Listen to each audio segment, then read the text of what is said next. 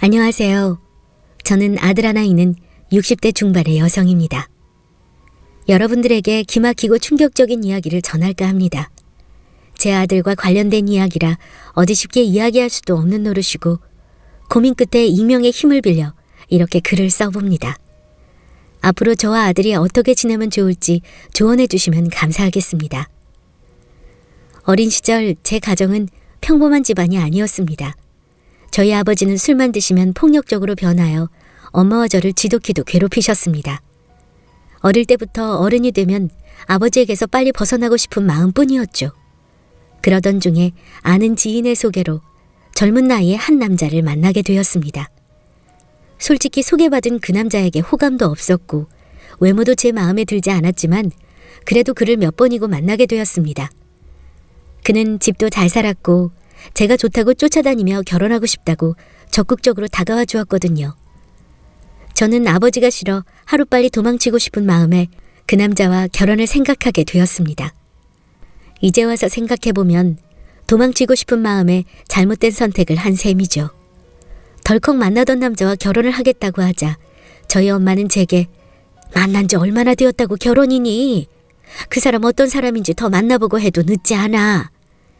라고 하셨지만 저는 엄마에게 그 사람 집에 돈도 많고 무엇보다 날 많이 사랑하고 아껴줘. 난 엄마처럼 아버지한테 맞고 살고 싶지 않아. 사랑받으면서 행복하게 살 거야. 절대 엄마처럼 안 살 거니까. 라고 하며 결혼에 대한 의지를 내비쳤습니다. 물론 전 그 사람을 사랑하지 않았어요. 하지만 제겐 사랑은 중요하지 않았습니다. 그 당시에는 사랑이 없어도 소개로 결혼하고 살면서 부부의 연을 이어가는 게 이상하지 않았거든요. 비록 아버지가 싫어 선택한 결혼이지만 경제적으로 여유 있고 저를 많이 사랑해주는 이 남자가 싫지는 않았습니다. 그렇게 저는 만난 지 2개월 만에 그 남자와 결혼을 하게 되었습니다. 돈이 많아서 그런지 여유로운 신혼생활을 누리며 아들도 하나 낳아서 행복하게 보냈습니다. 그러던 어느 날 시댁에서 하는 사업이 점차 어려워지면서 결국 사업을 정리하게 되었고 그 과정에서 많은 것들을 잃은 남편은 매일 술을 마시며 지냈습니다. 참 애석하게도 딸은 엄마 팔자를 담는다고 했던가요? 남편은 술만 마시면 아버지처럼 폭력적으로 변하여 손찌검하였고 하나 있는 아들에게도 손을 휘둘렀습니다. 나중에는 재수없는 저를 만나 자신이 이렇게 된 거라며 보란듯이 불륜녀를 데려와 당당하게 이혼을 요구하더군요. 내가 어쩌다 너 같은 걸 만나서 재수없는 걸 집에 들였으니 내 인생이 이렇게 망가진 거라고. 이제 너란 년 꼴도 보기 싫으니까 내 인생에서 꺼져버려. 라고 말하며 인생에 대한 원망을 제게 쏟아부었습니다. 남편의 저런 행동에 저도 여자로서 참 괴로웠습니다. 그래도 전 그런 못난 남편이라도 포기할 수 없었어요. 바로 소중한 우리 아들 때문이었습니다. 제 아들은 아빠 없는 자식으로 키우기 싫어 버티고 또 버텼어요. 결혼 전 엄마에게 난 엄마처럼 살지 않는다고 큰소리 쳤는데 결국 저도 엄마와 같은 길을 걸어가고 있더군요. 저희 엄마도 그렇게 살기 싫으셨겠죠. 그럼에도 불구하고 그 모진 길을 걸으신 이유는 바로 저 때문이라는 것을 제 아들을 통해 알 수 있었습니다. 하지만 전 엄마처럼 오래 버티지 못했습니다. 나날이 심해지는 남편의 폭력과 폭언에 결국 이혼을 합의해 주었고 저를 닮아 꼴보기 싫다는 아들과 같이 그 집에서 쫓겨나오듯 나오게 되었습니다. 그 뒤로 저는 아들과 둘이서 함께 살게 되었습니다. 하지만 앞이 참 막막했죠. 여자 혼자 자식 키우는 게 쉽나요? 그렇지만 저만 보고 있는 아들을 위해서라도 힘든 일 마다하지 않고 닥치는 대로 일하며 키웠습니다. 아들이 사춘기에 접어들면서 질 나쁜 아이들과 어울리며 방황도 하였지만 저는 아들을 이해했습니다. 아빠 없이 자라게 하여 미안했고 돈이 무엇인지 먹고 살아야 했기 때문에 아빠의 빈자리뿐 아니라 엄마의 빈자리도 많이 느꼈을 불쌍한 아들. 아들이 작은 사고를 칠 때마다 모두 다 제 잘못인 것 같아 가슴이 무너져 내렸습니다. 그래도 전 아들을 포기할 수 없어 눈물로 설득하며 노력하였고 제 마음이 통했는지 아들은 조금씩 친구들과 멀어지더니 고등학교 2학년 때부터 공부도 열심히 하더군요. 서울은 아니지만 수도권 대학을 졸업하여 중소기업에 취직도 했습니다. 2년가량을 열심히 다니더니 그곳에서 일하는 격리 아가씨와 결혼을 하고 싶다고 하더군요. 처음 우리 며느리가 인사 온 날이 아직도 생생합니다. 단정하게 차려입은 옷과 수수한 화장, 환하게 웃으며 인사하던 모습을요. 어머니, 처음 인사드립니다. 창호 씨 여자친구예요. 목소리도 어찌나 곱던지 저는 그런 며느리가 처음부터 참 마음에 들었습니다. 어서 와요. 오느라 힘들었죠? 배고플 텐데 얼른 들어와서 식사해요. 함께 식사를 마치고 과일을 먹으며 이야기를 할 때 우리 아들이 왜 좋은지 물어봤어요. 그러자 며느리는 어머니께서 홀로 창호 씨를 키우셨다고 들었어요. 창호 씨는 그런 어머니께 효도해야 한다며 참 성실하게 일하더라고요. 요즘 사람답지 않게 착하고 책임감 있는 모습이 좋았어요. 창호 씨의 가정사를 듣고 안쓰러워했던 적도 있었는데 그런 내색 없이 열심히 사는 모습이 멋지더라고요. 라고 웃으며 말하는데 주책맞게 며느리 앞에서 눈물을 보였습니다. 부모의 빈자리를 많이 느끼고 컸을 우리 아들에 대한 미안함과 또 그런 아들을 보듬어주는 며느리에게 고마워서요. 그렇게 전 얼굴만큼이나 고운 마음을 가진 며느리를 가족으로 받아들이기로 생각하였습니다. 결혼하기 며칠 전 아들을 불러 결혼 준비에 대해 이야기하던 중 아들에게 몇 가지 당부를 하였죠.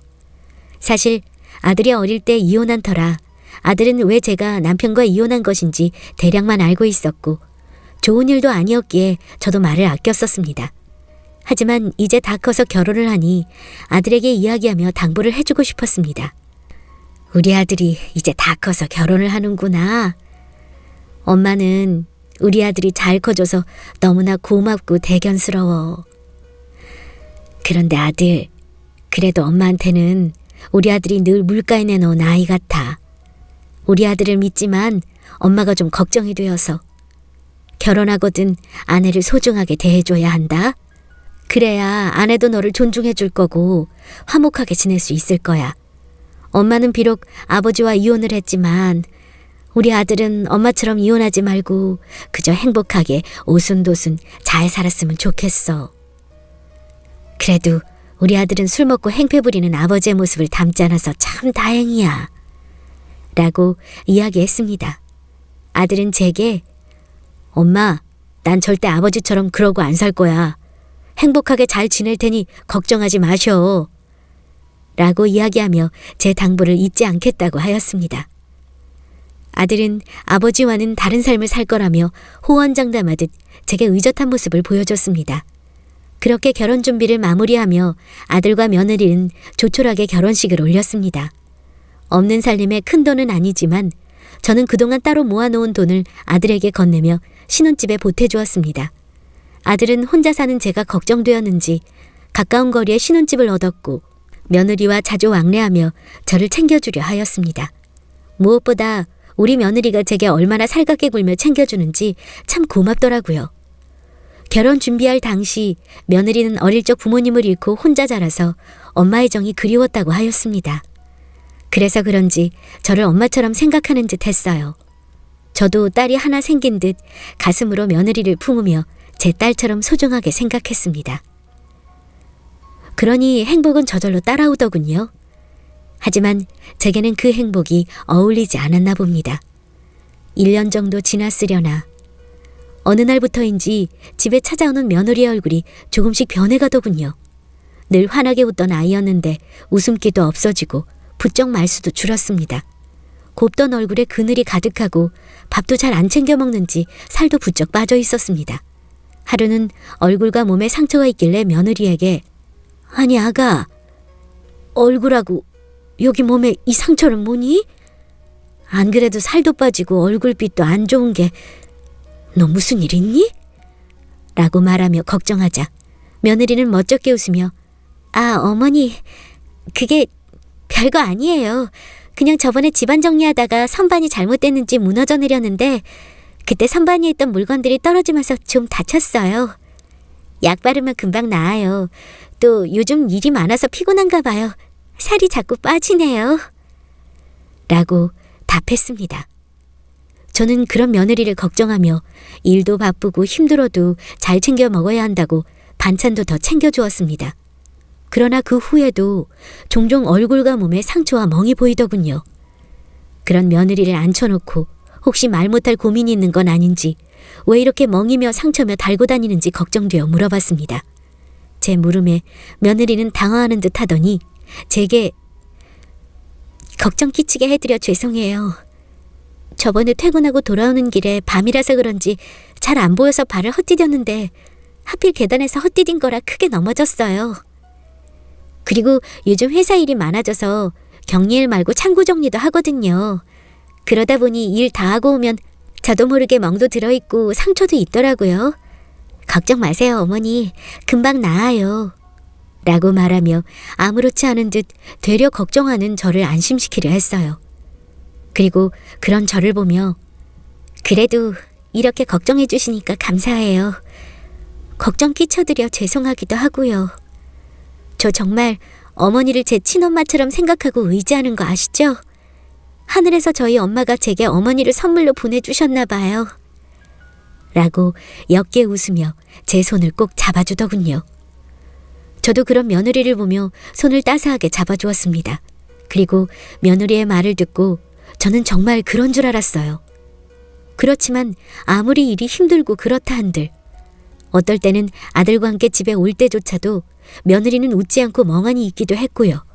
전 그런 며느리가 계속 신경 쓰이고 걱정되어 아들에게 이야기했습니다. 아들, 요즘 새하기 힘든 거 알고 있지? 얼굴빛도 안 좋고 몸도 말라가고 걱정이다. 저러니 임신이 잘 안 되는 거 아닌지 걱정되고 일이 저렇게 힘들어 사람이 변해가는데 그 일 계속 다녀야 하는 거라니? 하고 이야기하자 아들은 크게 동요하지 않고 누워서 TV를 보며 일 뭐 다 힘들지 안 힘든 일이 어딨어 그래? 그리고 힘들다고 일 그만두면 엄마 아들 혼자 돈 벌어야 되는데 나도 힘들어 엄마. 둘이 버는 게 훨씬 낫지. 아기도 천천히 가지기로 했어.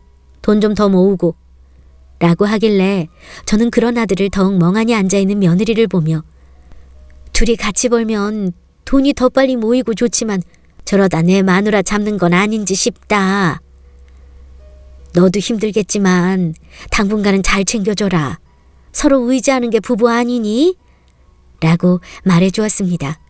그러나 아들은 눈길도 주지 않고 멍하니 앉아있는 며느리에게 큰 신경을 쓰지 않는 듯 하더군요. 며느리뿐만 아니라 아들도 일하느라 고생이 많을 텐데 집에서 쉬고 있는 내가 더 챙겨줘야겠다는 생각에 며느리와 아들을 위해 반찬도 만들어주고 건강 챙기라며 몸에 좋다는 건강식품을 사주기도 하였어요. 그런 제 노력에도 며느리의 상태는 좋아지지 않았습니다. 일에 많이 지쳤는지 돌연 다니던 회사를 그만두고 집에서 쉬게 되었습니다. 저는 차라리 그만두고 푹 쉬면서 몸을 회복하는 게 좋겠다고 생각하며 일을 그만둔 며느리를 칭찬하며 달랬어요. 그만두고 좀 쉬면 해결될 거라 생각했는데 이상하게 시간이 지나고 상태는 좋아지지 않고 더 심해졌습니다. 제 집과 가까워 자주 놀러 왔었는데 이제는 잘 오지도 않고 보니까 집에서 나오지도 않는 것 같더라고요. 걱정스런 마음에 제가 직접 며느리를 찾아가 보기로 하였습니다. 며느리하고 아들이 좋아하는 반찬 몇 가지를 챙겨서 며느리의 집으로 갔습니다. 초인종을 누르고 기다렸는데 며느리는 나오지 않더군요. 일도 없고 집에도 잘 안 나가서 분명 집에 있을 텐데 왜 문을 열어주나 하는 생각에 걱정되어 비밀번호를 치고 들어갔어요. 집 문을 여니 온통 깜깜한 것이 불이 다 꺼져 있더군요. 며느리가 잠시 어디 볼일 보러 간 건가 싶어 반찬을 냉장고에 넣어 정리하고 온 김에 집안 청소나 좀 해줄 겸 불을 켜고 정리를 하다 안방으로 들어갔습니다. 안방 불을 켜자 저는 깜짝 놀라고 말았어요. 며느리는 안방 창밖을 보고 앉은 채로 멍하니 있었습니다. 제가 온 줄도 모르고요. 저는 며느리에게 다가가 이렇게 말했습니다. 아니, 집에 있으면서 문도 안 열어주고 불도 안 켜고 뭐하고 있는 거니? 라고 조심스레 묻자 며느리는 저를 쳐다보지도 않고 멍하니 창밖만 보고 있더라고요. 저는 그런 며느리가 점점 이상해져 가고 있다고 확신이 들기 시작했습니다. 어디 아픈 건가 싶어 몸 상태를 확인해봤지만 열이 있거나 하지는 않았어요. 더 말을 하지 않는 며느리를 보며 아들과 진지하게 이야기를 해봐야 할 것 같아 퇴근하고 집에 올 아들을 기다렸습니다. 그러다 며느리는 저를 보며 어머니, 저 괜찮으니 이만 집에 가보세요. 그이 오늘 야근이라 늦게 와요. 라고 말을 하더군요. 저는 그런 며느리의 갑작스런 말에 그러니? 이왕 온 김에 아들 얼굴 좀 보려고 가려고 했는데 알겠다. 내가 너 좋아하는 반찬도 가져왔으니까 밥 꼭 챙겨 먹고 어디 아프면 약도 잊지 말고 챙겨 먹어야 한다. 나중에 와서 청소도 좀 도와줄게. 그럼 쉬렴? 하고 말하며 아들 집에서 나와야 했습니다. 이상하게 며느리가 처음으로 저를 불편해하고 빨리 갔으면 하는 눈치와 표정이었거든요. 안 그래도 힘들 텐데 제가 계속 있으면 편히 쉬지 못할 거라는 생각에 저는 며느리에게 저리 말하고 집으로 돌아와야만 했습니다. 그때 제가 며느리를 위한답시고 집에 돌아오지 않고 계속 옆에 있어줬다면 저는 아마 며느리를 지킬 수 있었을까요? 그 뒤로도 걱정이 되어 종종 찾아가기도 하였지만 제가 집에 가볼 때면 늘 불이 꺼진 깜깜한 방 안에 혼자 멍하니 앉아있거나 잠만 자며 끼니도 거를 때가 많았습니다.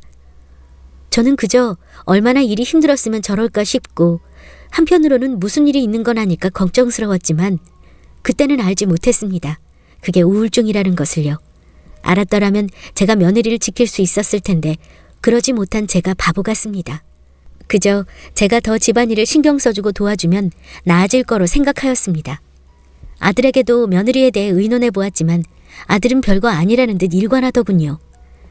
나중에는 본인도 일에 치여 힘들다면서 그런 며느리를 외면하고자 하였습니다. 가끔 며느리를 보는 저도 답답하고 걱정스러운데 매일 보는 아들은 오죽할까 싶어 제가 아들보다 더 신경을 쓰면 될 거로 생각했습니다. 그렇지만 이런 제 생각은 제 인생에 콧방귀를 뀌었습니다. 왜냐하면 우울증에 깊게 빠진 며느리는 결국 집에서 혼자 극단적인 선택을 했으니까요. 그날도 여느 날과 다름없이 반찬을 챙겨주고 집안일을 도와주려 아들 집에 들렀고 불이 꺼진 방문을 연 순간 저는 놀라 주저앉았습니다. 방바닥에 흩어져 있는 수많은 알약과 힘없이 쓰러져 있는 며느리의 모습을 보고 달이 이미 풀리고 말았으니까요. 서둘러 병원으로 옮겨봤지만 애석하게도 며느리는 결국 다시 눈을 뜨지 못했습니다. 그동안 무슨 그리 힘든 일이 많았는지 2번 다시 눈을 뜨고 싶지 않은 듯 참으로 평온하게 눈을 감고 자고 있었으니까요. 그렇게 허망하게 며느리를 보내며 저는 마음이 아주 힘들었습니다. 저도 그렇게 가슴이 아프고 괴로운데 우리 아들은 오죽할까 싶었어요. 그런데 제 생각과는 달리 아들은 도리어 덤덤하더군요. 슬퍼하기보다는 체념한 듯 보였어요. 전 슬픔을 토해내지 못하는 그런 아들의 모습이 더 안쓰럽게 느껴졌습니다. 아들과 함께 며느리의 장례를 다 치르고 아들 집에 있는 며느리의 물건을 정리할 때 저는 생각했어요. 혹시라도 버티고 있는 아들이 힘겨울까 싶어 아들에게 제가 대신 며느리의 유품을 정리하겠다고 하였습니다. 너는 괜히 새아가 물건 보면 더 힘들 테니 엄마가 대강 정리하마. 너는 엄마 집에 가서 좀 쉬고 있으면 될 것 같구나. 라고 말하고 아들 집에 혼자 오게 되었습니다. 가장 먼저 무엇을 정리해야 할지 막막했지만 천천히 며느리의 물건을 살펴보았어요. 일만 하고 지내서 그런지 예쁜 옷 한 벌, 제대로 된 화장품 하나 없이 초라한 모습들만 방 안을 감쌌습니다.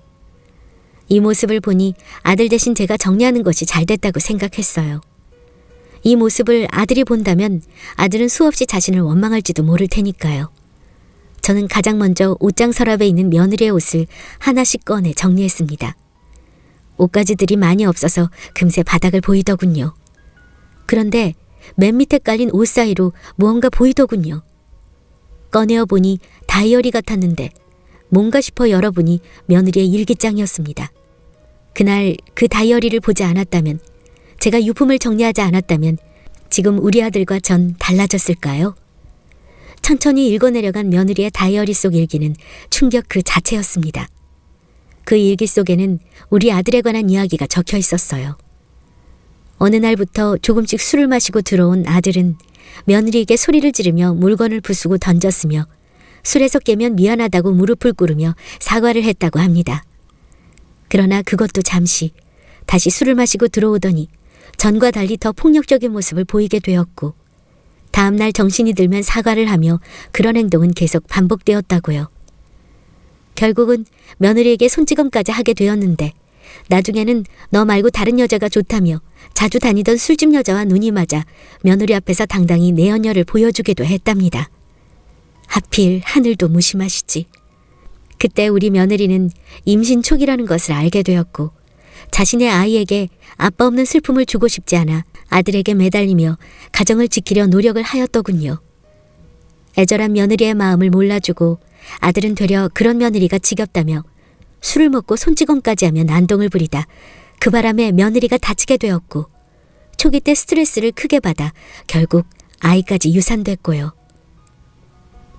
일기장 중간중간에도 아들은 술을 먹고 며느리에게 이혼을 요구하였고 며느리가 이혼은 안 된다며 버티자 이혼 안 해주면 죽여버릴 거라며 며느리를 더 괴롭혔다고 합니다. 그만큼 내연녀에게 푹 빠져 있었다고 적혀 있었습니다. 전 그 일기장을 보고 큰 충격에 빠져 한동안 멍하니 일기장을 보며 앉아 있었습니다.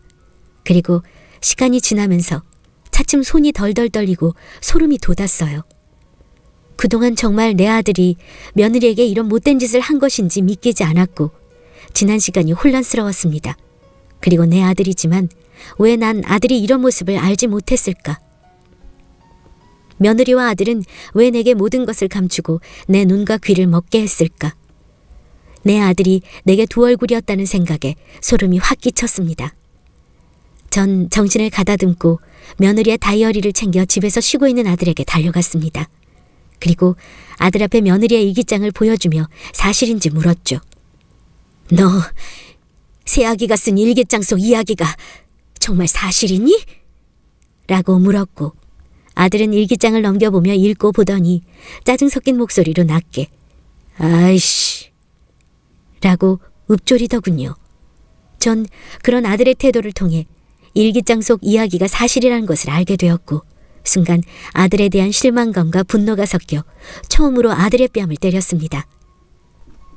내가 어떻게 이런 짐승만도 못한 짓을 할 수가 있니? 착하기만 한 줄 알았던 내 아들이 어떻게 이럴 수가 있냔 말이야. 내가 내 아버지한테 어떤 대접을 받고 살았는데 아버지 자식 아니랄까봐 좋은 것도 아닌 것을 닮아서 이럴 수가 있냔 말이야. 난 그것도 모르고 그 불쌍한 것을 그렇게 허망하게 가게 했잖니. 이 말은 제가 어쩌면 좋을꼬. 라고 말하며 주저앉아 목 놓아 울었습니다. 그리고 조금 진정되었을 때 아들을 경찰에 신고했습니다. 정신이 들고 마음이 차분해지자 며느리가 스스로 목숨을 끊었을지 의심스러웠고 설사 스스로 목숨을 끊었다고 할지라도 홀로 죽음을 맞이하게 내몰아간 것은 제 아들이니까요. 또 며느리 뱃속에 있는 아이까지 떠나게 한 아들이 사람처럼 보이지 않았습니다. 전 며느리가 써놓은 다이어리 속 일기를 증거로 경찰에게 다시 수사해달라고 요청했어요. 전 그동안 제 아들이 성실하고 그저 착한 아이일 거라고 생각한 바보 천치였습니다. 남편 복은 없어도 자식 복은 있다고 생각하며 잘 자라준 아들을 대견스러워하였는데 그게 전부 거짓이었다니요. 외할아버지와 아버지의 모습을 똑같이 빼닮은 아들이 그저 원망스러웠습니다. 그리고 그 모진 시간을 견뎌낸 며느리가 같은 여자로서 불쌍하게만 느껴졌습니다. 바보같이 미련하게 살지 말고 내게 도움을 요청하지. 아니면 도망이라도 가서 더 나은 인생을 살았어야지. 그 모든 시간을 다 견디며 제게 내색조차 없었던 며느리가 많이 보고 싶었습니다. 어쩌면 그동안 며느리는 제게 여러 번의 도움을 요청하였는지도 모릅니다. 제가 그런 며느리를 외면한 거라 생각하니 스스로가 참 용서가 안 되는군요. 그렇게 한없이 착하고 애처로운 아이를 더 살펴보고 신경 썼더라면 이런 일이 오지 않았을 터라는 죄책감이 듭니다. 이런 제 마음을 하늘이 알았는지 결국 힘들다는 며느리에 관한 재수사가 시작되었고 아들은 어떻게 자식을 의심하고 신고할 수 있냐며 저를 원망하더군요. 엄마라는 사람이 어떻게 나를 의심해? 내가 술 먹고 좀 때렸다고 날 살인범으로 생각하는 거야? 인생 살기 싫어 지가 자살한 것을 왜 내 탓을 하느냐고? 라고 제게 악을 쓰는 아들. 수사를 제대로 해봐야 알겠지만 만약 아들이 그런 짓을 한 게 아니더라도 전 아들을 신고한 것에 후회는 없습니다. 사람을 꼭 죽여야만 잘못한 게 아니잖아요. 한 사람을 죽음의 길로 떠민 것도 잘못 아니겠습니까? 저도 앞으로 평생을 며느리에게 속죄하며 살겠지만 못난 아들도 제 마음을 이어받아 죄를 뉘우쳤으면 좋겠습니다. 여러분들이 보시기에는 자식을 신고한 어미가 어디 있느냐고 비난하실지 몰라도 제 자식이기 때문에 한없이 못났어도 제 자식이기 때문에 어미로서 잘못한 것은 바로잡아주고 싶었습니다. 못난 아들을 대신하여 며느리에게 머리를 조아리며 죄를 빌면서 수사 결과를 기다렸습니다. 수사를 통해 알게 된 사실은 아들이 며느리를 죽였다는 직접 증거는 나오지 않았기에 살인죄는 적용되지 않았지만 그간 이루어진 협박, 폭행, 그리고 임신한 아내를 폭행하여 일어난 유산에 대한 죄가 인정돼 실형을 살게 되었습니다. 초범인 것을 고려하여 오랜 시간을 교도소에서 지내는 건 아니지만 그래도 아들이 자신의 죄를 뉘우치고 죄값을 다 치르고 나오게 된다고 하니 한편으로는 마음이 아프지만 이 기회로 다시 새 사람으로 태어났으면 좋겠습니다. 아들은 여전히 저를 원망하며 제 면회를 거부하고 있습니다. 그래도 예전처럼 제가 계속 아들을 설득하고 보듬어준다면 이런 제 마음을 알고 아들도 깊이 반성하지 않을까 생각됩니다. 여러분, 어쩌면 제가 더 현명하게 아들을 다시 가르칠 수 있을지 조언 좀 해주세요. 긴 글 들어주셔서 감사합니다.